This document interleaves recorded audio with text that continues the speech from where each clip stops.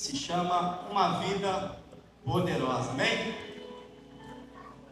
Quantos desejam viver uma vida poderosa aí? Quantos já viveram, talvez você esteja passando por isso? Você tem um dia de sonho, um dia onde você idealiza coisas, um dia que você está inspirado, um dia que você começa a escrever projetos, um dia que você começa a sonhar com o futuro, um dia que você começa a entender que Deus tem algo diferente contigo, mas do nada se passa um ciclo, se passa um dia, se passa alguns dias, se passa algumas horas, parece que tudo aquilo se perdeu. Quem já passou por isso? Passa por isso? Amém? Um dia você é sonhador, um dia você é um cara que está inspirado, outro dia ou horas depois você começa a se sentir fraco, a se sentir menor, a se sentir pequeno, a se sentir inferior. E eu quero falar sobre esta vida poderosa e vou iniciar falando sobre uma história que começou em quadrinhos, depois foi para rádio, depois se tornou filme e virou um grande sucesso, que é a história do Super-Homem. Em 1938, dois amigos do ensino fundamental decidiram escrever a história do Super-Homem. O Thiago estudou comigo no ensino fundamental, né? Você está pobre, podia ter escrito alguma coisa, né? Feito alguma coisa, tá aí. E eles criaram a história do Super-Homem. Aquilo ultrapassou os corredores do colégio, foi para as rádios, logo estava para todos os Estados Unidos, escutando as histórias que eles escreviam sobre o Super-Homem. Só que em 1940 eles perceberam que a história começou a perder um pouco da ação, porque o Super-Homem ele vencia tudo, o Super-Homem ele destruía todos, nada podia afetar o Super-Homem. Então em 1940 eles criaram a Kryptonita, que era algo que tirava a força do Super-Homem e o tornava ainda inferior e mais fraco do que qualquer ser natural. E aí a história tornou mais aventureira e com mais emoção, porque existia um fator que tirava os superpoderes do Super-Homem, e era a Kryptonita. John Bevere escreveu um livro chamado Kryptonita, onde ele cita muito a Kryptonita, cita muito o Super-Homem, cita muito o que retira os superpoderes do Super-Homem, refletindo para a nossa prática cristã e dos nossos princípios e valores como filhos de Deus. Abre comigo em Salmos 31:10, por favor.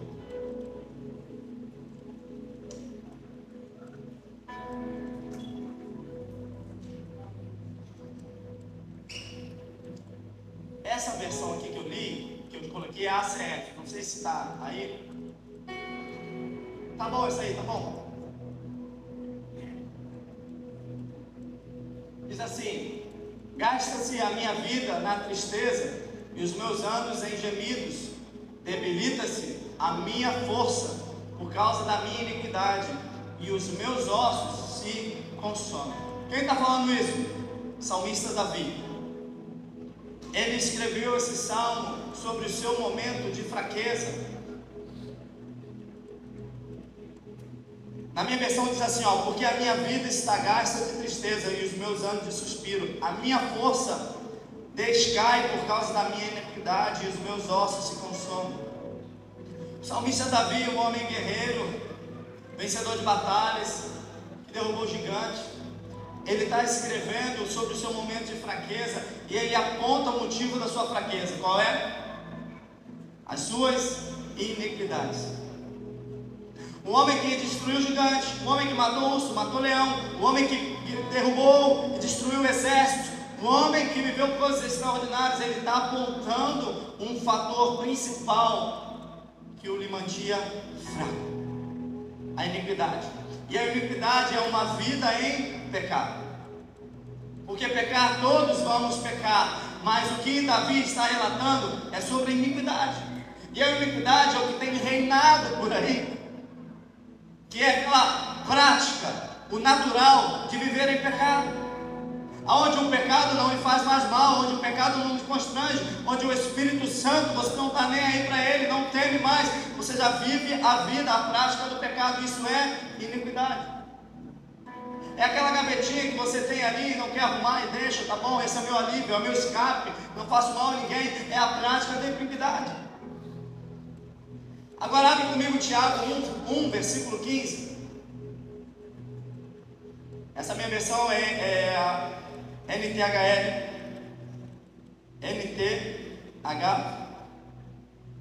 Diz assim: então esses desejos fazem com que o pecado nasça, e o pecado, quando já está maduro, produz a morte. Não se engane, meus queridos irmãos. Então, para falarmos sobre uma vida poderosa, eu quero usar um tempo para te ensinar a combater o que quer te matar. Quantos estão dispostos a combater o que quer te matar aí? Irmãos, não adianta você viver um ciclo, uma temporada de uma vida poderosa, se você está deixando crescer aquilo que quer destruir a tua família, se tu está deixando crescer aquilo que quer destruir teu ministério, se tu está deixando crescer aquilo que quer destruir a tua finança. Irmãos, nós precisamos ser especialistas em matar toda a praga que vem nos matar, em destruir tudo aquilo que quer destruir a nossa família, em combater todos os inimigos que querem se levantar contra as nossas vidas.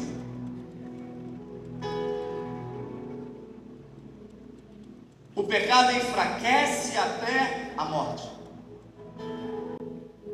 Em João 9:2, os discípulos, ao verem um cego, perguntam a Jesus: mestre, quem pecou para que esse homem nasça cego? Seus pais ou ele? Porque na cabeça dos discípulos e na cultura era: se alguém tem alguma deficiência, se alguém tem algo que não é natural, está sofrendo por uma prática de pecado. O que Jesus disse? Não, nem ele nem seus pais, mas isso foi para glorificar o meu nome. Logo ele foi curado e o nome de Deus foi glorificado.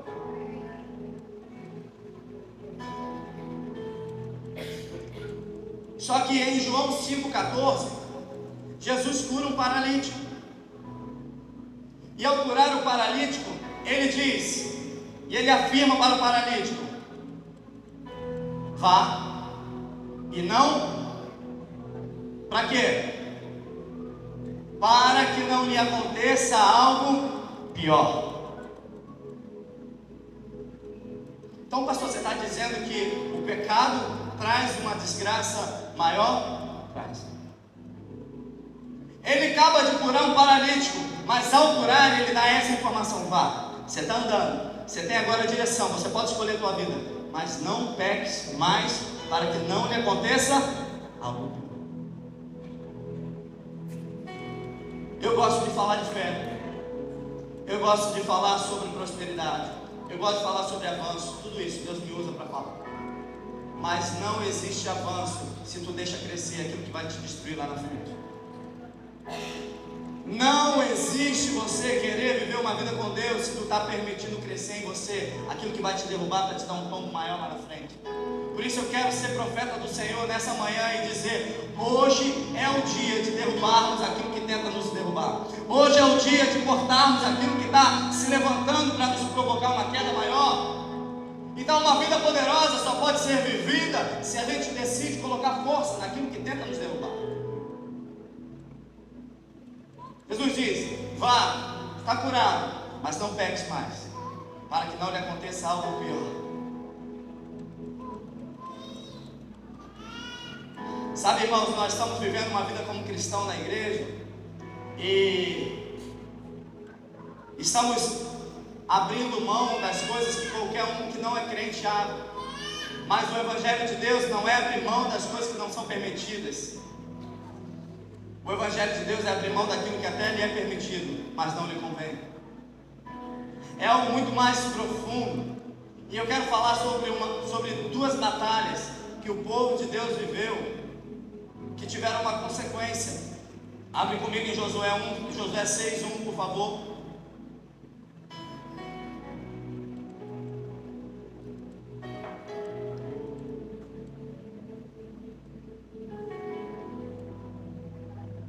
Aqui é NVI, se quiser mudar.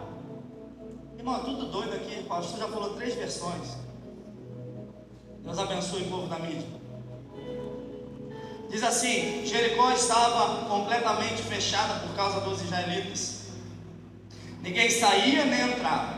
Então o Senhor disse a Josué: saiba que entreguei nas suas mãos Jericó, seu rei e seus homens de guerra. Marche uma vez ao redor da cidade com todos os homens armados. Faça isso durante 6 dias. 7 sacerdotes levarão cada um uma trombeta de chifre de carneiro à frente da arca. No 7º dia marchem todos 7 vezes ao redor da cidade. E os sacerdotes toquem as trombetas. Quando as trombetas soarem ao longo toque, todo o povo dará um forte grito. O muro da cidade cairá e o povo atacará, cada um do lugar aonde estiver. Amém? Esse foi um feito histórico para o povo de Deus, onde cerca de 600 mil homens conquistaram Jericó. As muralhas de Jericó caíram ao toque das trombetas. A palavra diz que a cidade estava toda fechada, ninguém entrava, ninguém saía. Era impossível que qualquer exército adentrasse naquela fortaleza. Só que a palavra diz que ao toque das trombetas as muralhas caíram. Só que Deus exigiu uma obediência ao povo. E está no versículo 17, abre lá comigo, Josué 6, 17. Diz assim: a cidade com tudo que nela existe será consagrada ao Senhor para destruição. Somente a prostituta Raabe e todos os que estão com ela em sua casa serão poupados, pois ela escondeu os espiões que enviamos. Mas fiquem longe das coisas consagradas, não se apossem de nenhuma delas, para que não sejam destruídos. Do contrário, trarão destruição e desgraça ao acampamento de Israel. Toda a prata, todo o ouro e todos os utensílios de bronze e de ferro são sagrados e pertencem ao Senhor e deverão ser levados para o seu tesouro. Amém? O povo conquista Jericó, é algo sobrenatural que acontece, uma batalha histórica, algo que eles estavam vivendo histórico. E acaba essa batalha, eles vão conquistar um povoado bem menor, algo fácil, algo molezinha, que eles nem precisavam levar muito. Dos 600 mil homens, eles pegaram 2.000 a 3.000 para essa batalha. Agora vamos em Josué 7, Josué 7, 1. Josué 7, versículo 1. Diz assim: mas os israelitas foram infiéis com relação às coisas consagradas. Acã, filho de Carmi, filho de Zini, filho de Zerá, da tribo de Judá, apossou-se de algumas delas, e a ira do Senhor acendeu-se contra Israel. Sucedeu-se que Josué enviou homens a Jericó, enviou homens de Jericó a Ai, que fica perto de Bet-El, leste de Betel, e ordenou-lhes: subam e espionem a região. Os homens subiram e espionaram Ai. Quando voltaram a Josué, disseram: não é preciso que todos avancem contra Ai. Enviem uns 2 ou 3 mil homens para atacá-los. Não canse todo o exército, pois eles são poucos. Presta atenção nisso aqui. O relatório que eles tinham de Ai, o povo é molezinha de destruir. Está na mão essa batalha. Deixa os 600 mil lá descansando. Vamos levar 2 ou 3 mil soldados só. A batalha está ganha. Versículo 4. Por isso, cerca de 3 mil homens atacaram a cidade, mas os homens de Ai os puseram em fugas, chegando a matar 36 deles. Eles perseguiram os israelitas desde a porta da cidade até Sebarim e os feriram na descida. Diante disso, o povo desanimou-se completamente. Então Josué, com as autoridades de Israel, rasgou-se as vestes, prostrou-se o rosto em terra, diante da arca do Senhor, cobrindo de terra a cabeça. E ali permaneceu até tarde. Disse então Josué ao soberano Senhor: o que fizeste este povo atravessar o Jordão? Foi para nos entregar nas mãos dos amorreus e nos destruir? Antes nos contentássemos em continuar do outro lado do Jordão. Que poderei dizer, Senhor, agora que Israel foi derrotado por seus inimigos? Os cananeus e os demais habitantes desta terra saberão disso, e nos cercarão e eliminarão o nosso nome da terra. Que farás então pelo teu grande nome? O Senhor disse a Josué: levante-se, porque você está aí prostrado. Israel pecou, violaram a aliança que eu lhe ordenei. Eles apossaram das coisas consagradas, roubaram, esconderam e as colocaram junto aos seus bens. Por isso, os israelitas não conseguem resistir aos inimigos. Fogem deles porque se tornaram merecedores da sua destruição. Não estarei mais com vocês, se não destruírem do meio de vocês o que foi consagrado à destruição. Olha o que está acontecendo aqui. Um povo que venceu uma batalha de forma sobrenatural com 600 mil homens, vai para uma outra batalha, molezinha, vitória certa, saíram de lá correndo e ainda perderam 36 soldados. Só que lembra da obediência ao Senhor? Quando vocês invadirem Jericó, não toquem nada que é consagrado, não toquem nada que é sagrado, nem o ouro nem a prata, não levem para vocês. O que aconteceu?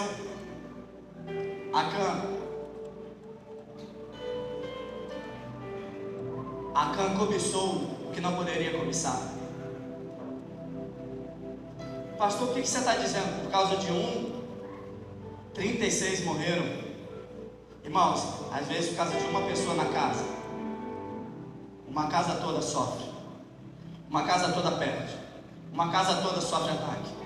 Às vezes por causa de uma pessoa na casa, que está cobiçando o que não era para cobiçar, que está em desobediência, que está praticando pecado, uma família toda perece.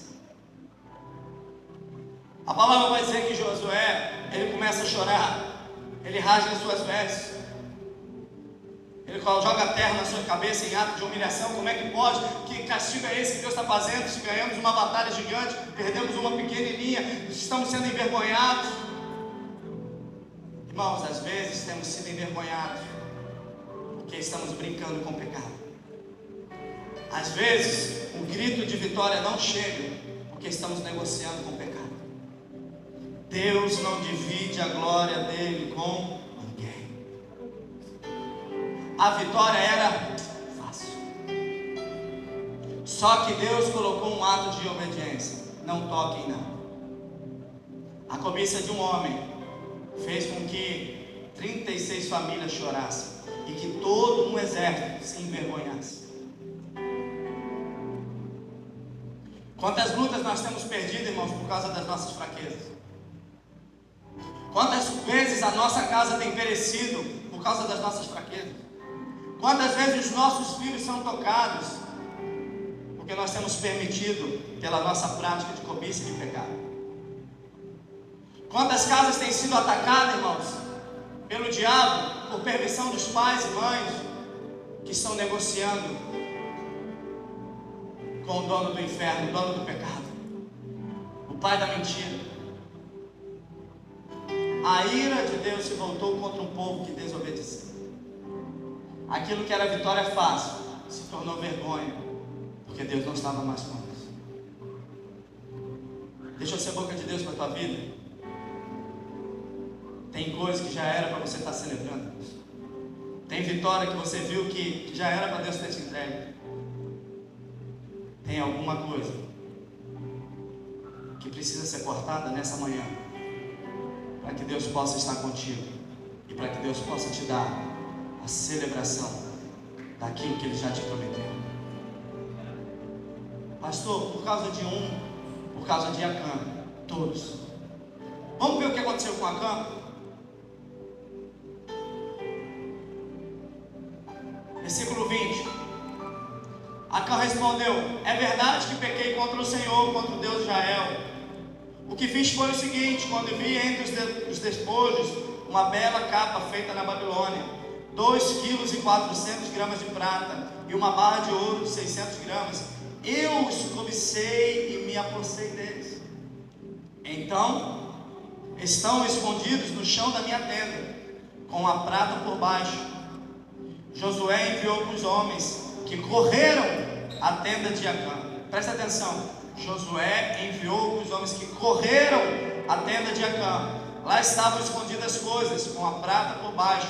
Retiraram-nos das tendas e levaram a Josué e a todos os israelitas e as puseram perante o Senhor. Então Josué, junto com todo o Israel, levou Acã, bisneto de Zerá, e a prata, a capa, a barra de ouro, seus filhos e filhas, seus bois, seus jumentos, suas ovelhas, sua tenda e tudo o que lhe pertencia ao vale de Acã. Disse Josué: por que você nos causou esta desgraça? Hoje o Senhor lhe causará desgraça. E todo Israel o apedrejou, e depois apedrejou também os seus e os queimou no fogo. Sobre Acã ergueram um grande monte de pedras, que existe até hoje. Então o Senhor se afastou do fogo da sua ira, e por isso foi dado àquele lugar o nome de Vale de Acor, nome que permanece até hoje.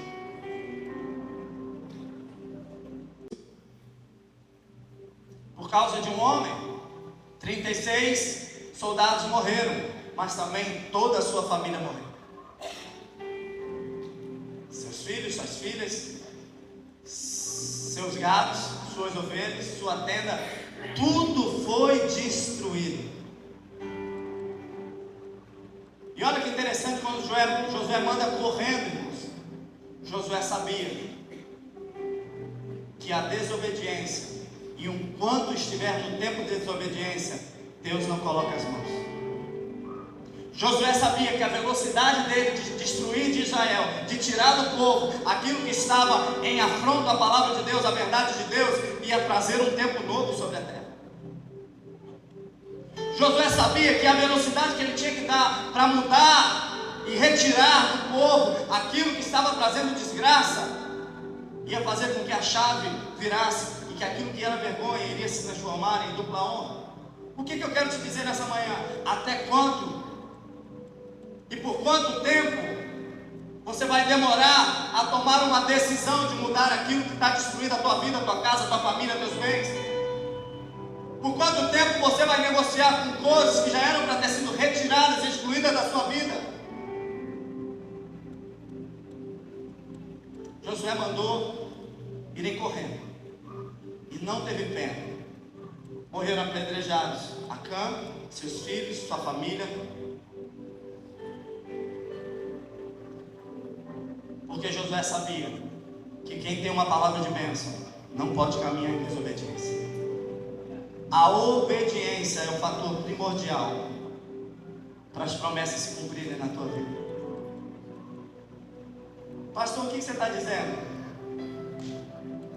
João 8,32 diz: e conhecerão a verdade, e a verdade... Quantas lutas nós temos perdido por causa das nossas fraquezas? Quantas batalhas você tem perdido por causa das suas fraquezas? Aí tu quer culpar o governo, quer culpar o ciclano, quer culpar o concorrente, quer culpar a sua esposa, quer culpar o seu marido, quer culpar os irmãos. Enquanto eu falo que o Espírito Santo está tocando em alguns corações e está te apontando aquilo que chegou o prazo de validade a hoje para ser destruído da tua vida, para ser exterminado da tua história. Quantas lutas temos perdido por causa das nossas fraquezas? Já era para você estar em outro lugar, irmão, já era para você estar em outro nível, já era para a tua casa estar vivendo outro processo de bênção poderosa. Mas estamos negociando com aquele que quer nos destruir. Irmãos, com o diabo não tem negociação. Quando Deus expulsa ele do céu, ele diz: tu nunca mais serás.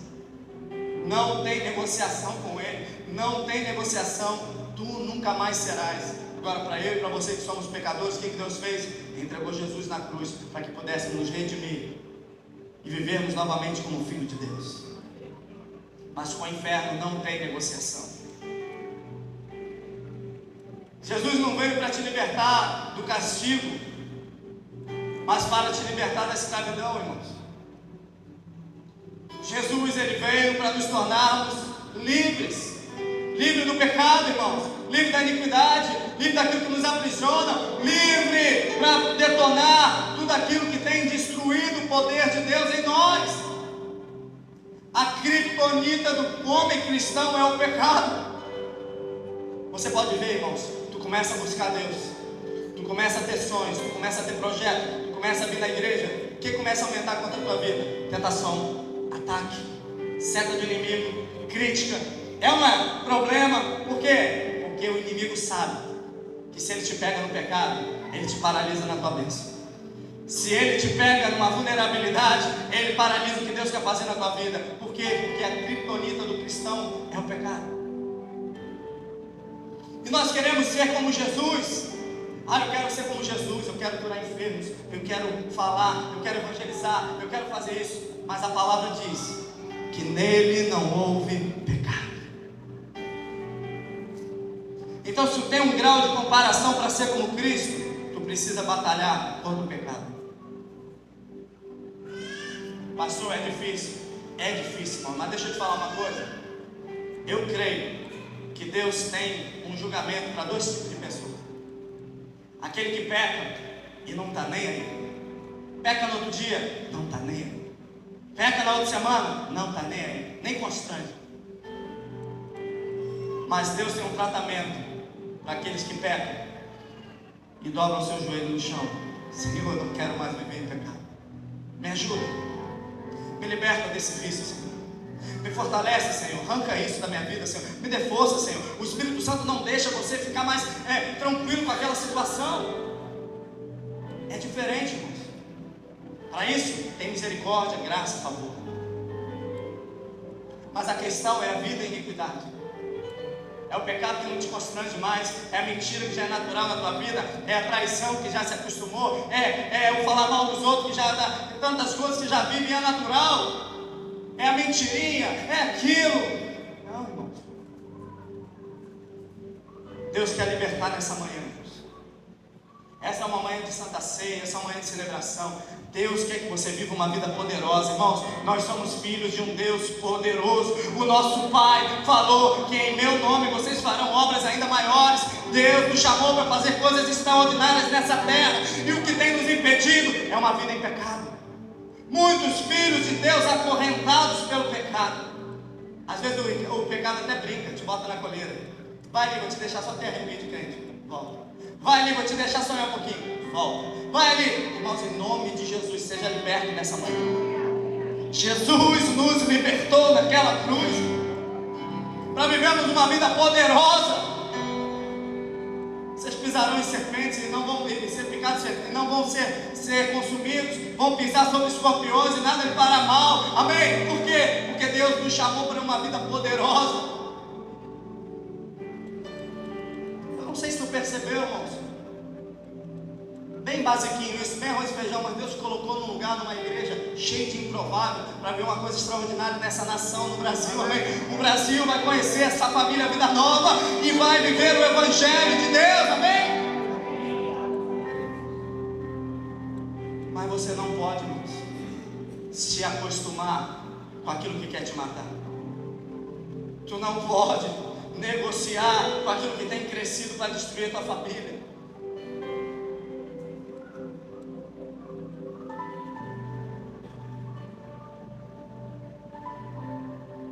Em Romanos 6,12 diz assim: não reine, portanto, o pecado em vosso corpo mortal, de maneira que obedeçais às suas paixões. Irmãos, o pecado tem reinado em muitas igrejas. Você nunca viu tantos homens de Deus caindo, pastores liderando igreja no terceiro casamento. Sabe por quê, irmãos? Não se fala mais do pecado. Não se fala e não se confronta mais o pecado. O pecado é bonitinho, não, ele não faz mal a ninguém, não, só faz mal a ele, não. O pecado, ele aprisiona homens poderosos e chama de frouxo. O pecado mata sonho aos poucos e destrói projetos que mudariam cidades e nações. O pecado tem colocado uma igreja dentro de quatro paredes, esquecendo que o mundo afora precisa conhecer Jesus. O pecado tem feito com que o número de igrejas aumente, mas a violência aumenta também, mais o índice de mortalidade aumenta também, mais o suicídio aumenta também, nada muda. Por quê? Porque o pecado está aprisionado. Mas eu conheço um Cristo que veio para libertar e fazer uma igreja poderosa, amém? Até que Ele venha, nós vamos ser a noiva de Cristo, preparada para o noivo. Você acha que o diabo está preocupado com uma igreja cheia? Não. Está preocupado com uma igreja poderosa lá fora, liberta. Lá no teu trabalho você sendo igreja. Lá na política tu sendo igreja. Lá na arte tu sendo igreja. Lá no mundo de empreendedorismo tu sendo igreja de Cristo liberta. Conhecereis a verdade e a verdade. Quem é a verdade? Jesus. Tem muita gente na igreja que não conheceu Jesus ainda. Tem muita gente nas igrejas que não conheceram Jesus ainda. Sabe o que eu escuto às vezes? Pastor, meu dízimo eu dou. Não abro mão do meu dízimo.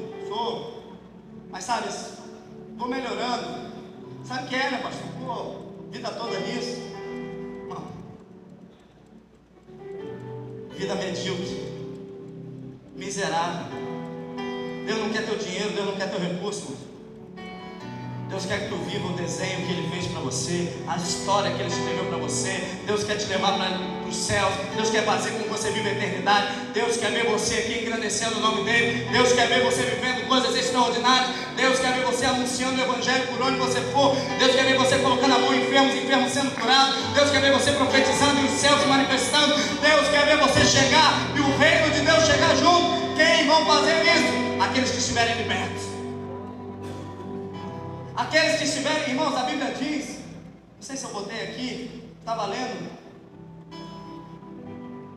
Atos 4:31, tendo eles orado, tremeu o lugar onde estavam reunidos, e todos ficaram cheios do Espírito Santo, e com intrepidez anunciavam palavras de Deus. Irmãos, o povo orava e o chão tremia,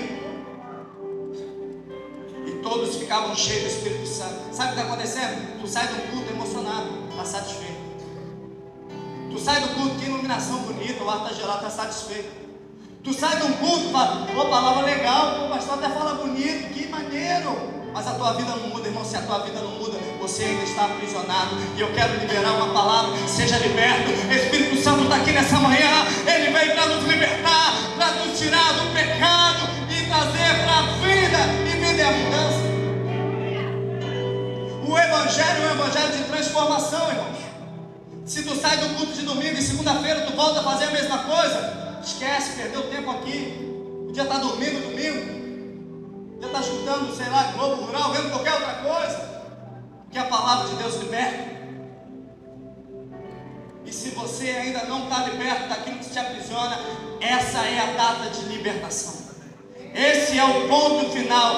Até aqui tu tentou mudar a minha história, tu tentou roubar a minha família, tu tentou tocar na minha mente, tu tentou roubar os meus pensamentos, tu tentou mudar o meu futuro, mas quem escreveu a minha história não me abandonou, e eu sou livre.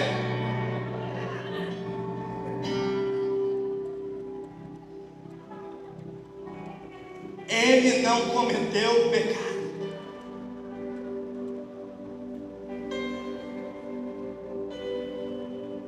Em Mateus 12:25 diz: e Jesus, conhecendo os seus pensamentos, disse: todo reino dividido contra si mesmo será arruinado, e toda cidade ou casa dividida contra si mesma não subsistirá. Ou seja, o pecado, ele veio para dividir. O pecado, ele veio para separar. Separar o quê? Qual é a proposta de Jesus? Sermos um com Ele. E o pecado, ele entra para fazer essa separação. Mas eu quero profetizar: eu, você, sua casa, seremos um com Cristo. Nós somos um com Ele. E se Ele venceu, eu sou mais do que vencedor. Se Ele se entregou por mim e pela minha vida, é porque Ele sabe que eu sou valioso e precioso para Ele também. Somos um.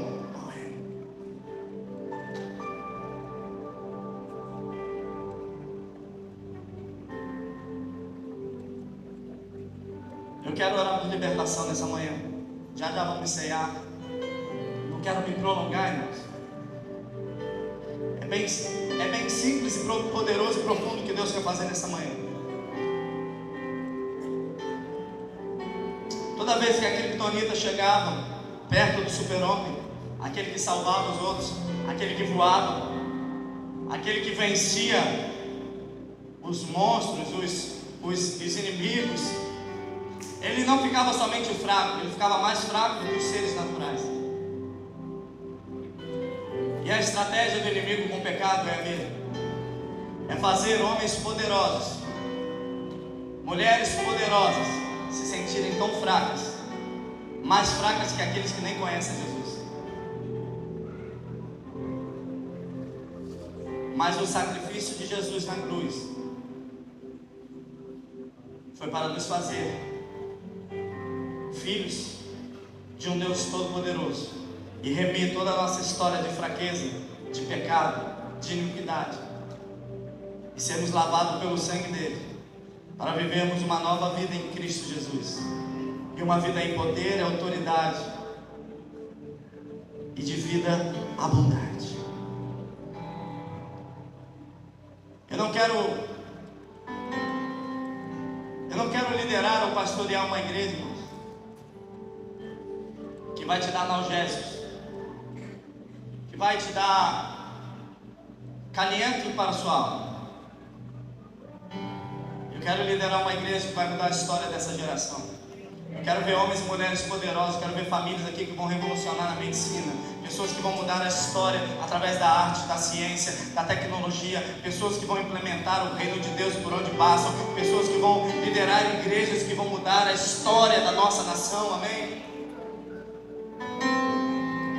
Eu não quero tratar da tua dependência, fazer com que todos os cultos você venha aqui e se restaure e se renove, não. Eu quero ver você vivendo uma vida poderosa. E para viver uma vida poderosa, você tem que matar aquilo que quer tirar a tua força. Para viver uma vida poderosa, você tem que bater de frente com aquilo que quer matar o projeto, os sonhos que Deus tem na tua vida. Eu quero orar por você nessa manhã. Eu sinto o Espírito Santo nesse lugar. Nós lemos agora que quando eles oraram, o chão tremeu e todos ficaram cheios do Espírito Santo. Eu quero orar aqui. Enquanto eu orar, eu quero declarar o mover do Espírito Santo sobre a tua vida. Eu quero ver uma igreja cheia do poder de Deus. Sabe, às vezes abrimos mãos e vivemos uma vida poderosa porque não entendemos que uma vida poderosa é somente com o Espírito Santo.